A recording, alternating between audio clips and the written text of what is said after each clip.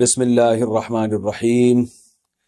قربانی کے مسائل سے متعلق آج ارادہ ہوا کہ ان مسائل سے متعلق ایک کلپ ریکارڈ کروا دیا جائے اور لوگوں کو قربانی کے بیسک مسائل بتائے جائیں۔ لوگ بہت زیادہ جو سوالات پوچھتے ہیں تو اس پہ میں نے کچھ اشارے لکھ لیے اپنے سامنے تاکہ جو سوال بہت زیادہ پوچھے جاتے ہیں میں ان کے بارے میں ریکارڈ کروا دوں۔ تو میں انشاءاللہ یہ جو قربانی ہے اس کے بالکل شروع سے لے کے آخر تک ترتیب سے کوشش کرتا ہوں کہ مسائل بیان کروں، اور جو مسائل بہت زیادہ پوچھے جاتے ہیں اللہ تعالیٰ سے دعا ہے کہ وہ سارے آ جائیں۔ تو پہلا سب سے بڑا مسئلہ یہ ہے کہ قربانی واجب کس پر ہے۔ قربانی واجب کس پر ہے؟ لم سم عوام کی سہولت کے لیے ایک نصاب بیان کرتا ہوں جو علماء بتاتے ہیں 52.5 تولہ چاندی، دیکھ لیے گا نیٹ پر۔ تو اتنی مالیت کا کسی کے پاس سونا ہو یا چاندی ہو یا تجارتی مال ہو، تجارتی مال کہتے ہیں وہ سامان جو بیچنے کے لیے آپ نے خریدا ہے، یا کیش رقم ہو، یا یہ کہ ضرورت سے زائد سامان، ضرورت سے زائد سامان کہتے ہیں وہ سامان جو پورے سال بھی استعمال نہ ہوتا ہو۔ تو ایسی کوئی چیز اگر آپ کے پاس اتنی مالیت کی پڑی ہوئی ہے، یا ایک نہیں دو چار چیزیں مل کے اتنی مالیت کو پہنچ جاتی ہیں، یعنی خلاصہ یہ نکلا کہ آپ کے جو استعمال میں آنے والی چیزوں کے علاوہ آپ کے پاس اتنی مالیت کی مال موجود ہے، اور ضروری خرچے اس میں سے نکال دیں، قرضے نکال دیں، وہ سب نکال کے بھی اتنے پیسے آپ کے پاس بچتے ہیں 50 55 60 ہزار تک، تو پھر آپ پر قربانی واجب ہے۔ یہ بہت مختصر بتا رہا ہوں کیونکہ اگر میں اس کی نصاب کی ڈیٹیل میں گیا تو پورا کلپ اسی میں نکل جائے گا۔ تو لم سم ایک بتا رہا ہوں آپ کو کہ اتنا اماؤنٹ کسی کے پاس ہو تو اس پر قربانی واجب ہے۔ اور پھر بھی سمجھ میں نہ آئے تو اس بارے میں میرے دوسرے کلپ یوٹیوب پہ آپ کو مل جائیں گے، یا دوسرے علماء سے آپ تفصیل پوچھ لیں، وہ انشاءاللہ آپ کو ڈیٹیل بتا دیں گے، کیونکہ نصاب میں اگر میں زیادہ ڈیٹیل میں گیا تو بہت ہی لمبی بات ہو جائے گی پھر۔ تو اس پر قربانی واجب ہے۔ بڑا مسئلہ یہاں پر ایک یہ اٹھایا جاتا ہے کہ کیا گھر کا سربراہ اگر قربانی کر لے تو سب کی طرف سے کافی ہو جائے گی، یا جو بھی صاحب نصاب ہے جس میں بھی استطاعت ہے اس پر الگ سے قربانی واجب ہے؟ اس میں فقہا کا اختلاف ہے۔ بعض علماء کی رائے یہ ہے کہ ایک آدمی اگر گھر کی طرف سے قربانی کر لے تو سارے اہل خانہ کی طرف سے کافی ہو جاتی ہے، اور اس کے بارے میں بعض تابعین سے آثار منقول ہیں، مصنف ابن ابی شیبہ کی روایات ہیں، لیکن ہماری رائے یہ ہے، اور بر صغیر کے علماء کی رائے یہ ہے، اور امام ابو حنیفہ رحمہ اللہ تعالیٰ کی بھی رائے یہی ہے کہ ہر شخص پر الگ سے قربانی واجب ہے اگر وہ صاحب نصاب ہے۔ اور اس کی دو دلیلیں بہت مضبوط ہیں۔ سب سے مضبوط دلیل رسول اللہ صلی اللہ علیہ وسلم کی حدیث ہے، من وجد سعة لأن يضحي فلم يضحي فلا يقربن مصلانا۔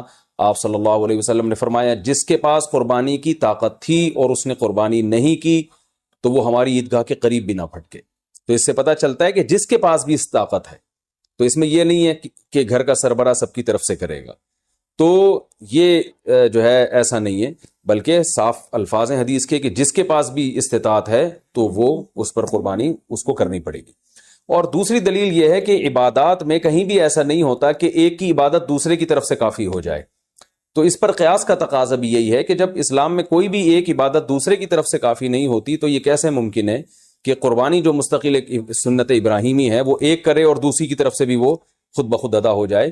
تو یہ اس کا بھی تقاضا ہے۔ بعض حضرات یہ دلیل دیتے ہیں کہ حضرت ابو بکر اور عمر رضی اللہ عنہما قربانی نہیں کرتے تھے۔ اچھا سوری، یہ دوسرے مسئلے کی دلیل ہے۔ تو پہلا تو یہ ہو گیا کہ قربانی ہر صاحب استطاعت پر لازم ہے۔ بیگم کے پاس اگر زیور ہے اور اتنی مالیت کا ہے تو اس پر بھی قربانی واجب ہے۔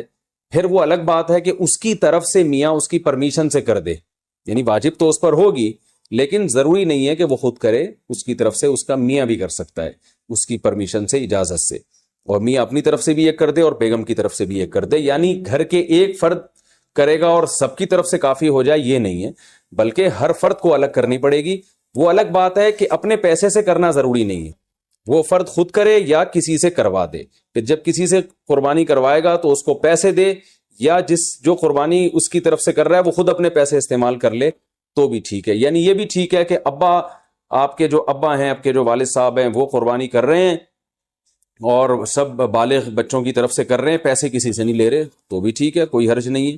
یا شوہر بیوی کی طرف سے کر رہا ہے اور پیسے نہیں لے رہا اس سے تو بہت اچھی بات ہے، ایسا نیک شوہر اللہ میاں سب کو دلائے۔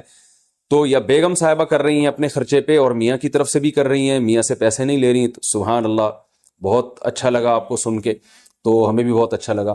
تو یعنی پیسوں کا ہر ایک کا ڈالنا ضروری نہیں. اچھا یہ بھی ایک مسئلہ ہوتا ہے کہ بڑا بھائی کر رہا ہے سب کی طرف سے اور سب سے آدھے آدھے پیسے لے رہا ہے قربانی کے، وہ یا تھوڑے تھوڑے پیسے لے رہا ہے، باقی پیسے اپنی جیب سے ڈال رہا ہے، تو بھی ٹھیک ہے. یعنی جس کی طرف سے قربانی ہو رہی ہے اس کے لیے خود سے پیسے یعنی خرچ کرنا ضروری نہیں ہے. اس کی طرف سے اگر کوئی اور خرچ کر دیتا ہے تو بھی ٹھیک ہے، چاہے پورے پیسے خرچ کرے یا آدھے پیسے خرچ کرے. قرضہ لے کے بھی قربانی کی جا سکتی ہے. آپ کے پاس اگر پیسے نہیں ہیں تو آپ قرضہ لے کے کر سکتے ہیں، اگر آپ کو یقین ہے کہ میں یہ قرضہ بعد میں لوٹا سکتا ہوں. البتہ قرضہ کھا کے قربانی ٹھیک نہیں ہے کہ آپ نے کسی کا قرضہ دینا ہے، وہ مانگ رہا ہے، دروازے پہ کھڑا ہوا ہے، وہ دے نہیں رہے اور آپ اس کے پیسوں سے بکرے کاٹ رہے ہیں آپ. یہ ٹھیک نہیں ہے، یہ آخرت کے لیے بھی نقصان دہ ہے اور وہ بکرے کے لیے تو نقصان دہ بہرحال ہے ہی ہے. تو ایک مسئلہ تو یہ ہو گیا. دوسرا مسئلہ یہ ہے کہ قربانی کیا واجب ہے یا سنت ہے؟ تو اس بارے میں بھی دونوں رائے ملتی ہیں علماء کی. جو علماء کہتے ہیں سنت ہے وہ بھی عام سنت نہیں مانتے بلکہ سنت مؤکدہ. سنت مؤکدہ کا مطلب جو نہیں کرے گا قابل ملامت ہوگا. اور امام ابو حنیفہ رحمہ اللہ تعالیٰ کی رائے کے مطابق یہ واجب ہے، اور اس کی دلیل وہی ہے کہ پہلی بات تو یہ کہ عبادت ہے، اور عبادت میں احتیاط کے پہلو کو ترجیح دی جاتی ہے، کیونکہ احتیاط اسی میں ہے کہ اس کو اگر واجب قرار نہیں دیتے تو بہت سے لوگ قربانی کا فریضہ چھوڑ سکتے ہیں اور اس بات کا خطرہ موجود ہے کہ قیامت میں ان کو گناہ نہ ملے. تو اس لیے احتیاط کے پہلو کو ترجیح جائے گی. اور مضبوط دلیل امام حنیفہ کی قرآن نبی صلی اللہ علیہ وسلم کی وہی حدیث ہے، من وجد سعۃ لأن یضحی فلم یضحی فلا یقربن مصلانا. آپ صلی اللہ علیہ وسلم نے فرمایا جس کے پاس قربانی کی گنجائش تھی اور اس نے قربانی نہیں کی وہ ہماری عیدگاہ کے قریب بھی مت پھٹکے. آپ صلی اللہ علیہ وسلم 10 سال مدینہ منورہ رہے، ہمیشہ آپ صلی اللہ علیہ وسلم نے قربانی کی. بعض حضرات یہ دلیل دیتے ہیں کہ حضرت ابو بکر اور حضرت عمر نے قربانی نہیں کی اپنے دور خلافت میں، اس سے پتہ چلتا ہے کہ قربانی واجب نہیں ہے. تو یہ دلیل اس لیے درست نہیں ہے کہ حضرت ابو بکر اور حضرت عمر رضی اللہ تعالیٰ عنہ مسکین تھے، غریب تھے، اگرچہ مسلمانوں کے خلیفہ تھے، لیکن یہ ان کی ایک کوالٹی تھی کہ اتنے لاکھوں مربع میل کے مالک ہونے کے باوجود وہ پیون زدہ کپڑے پہنتے تھے. تو صاحب استطاعت پہ قربانی واجب ہے. یہ دونوں حضرات بڑے تھے مگر قربانی نہیں کی انہوں نے، جیسے کہ روایت میں آتا ہے اس کی وجہ استطاعت نہ ہونا. تو استطاعت اگر نہیں ہے تو پھر قربانی لازم نہیں ہے. بلکہ اگر آپ قرضہ لے کے قربانی کرو گے اور خطرہ ہے کہ میں قرضہ ادا نہیں کر سکتا تو پھر تو جائز ہی نہیں ہے آپ کے لیے، کیونکہ دوسروں کا حق دبا کے آپ کے لیے عبادت کی بجا آوری یہ ٹھیک نہیں ہے. اس کی فضیلت کیا ہے قربانی کی؟ رسول اللہ صلی اللہ علیہ وسلم نے ارشاد فرمایا بقرعید کے دنوں میں یو ایام نہر میں اللہ کو جانور کا خون بہانے سے زیادہ کوئی عمل محبوب نہیں ہے، اور ہر بال کے بدلے میں اللہ نیکی عطا فرماتے ہیں. یہ قربانی کی بہت بڑی فضیلت ہے، اور اس کی فضیلت آپ علماء سے بیانات میں سنتے ہیں. میں بھی چونکہ بہت مختصر جلدی بات کر رہا ہوں تاکہ میں پورے موضوع کو جلدی سے سمیٹ لوں.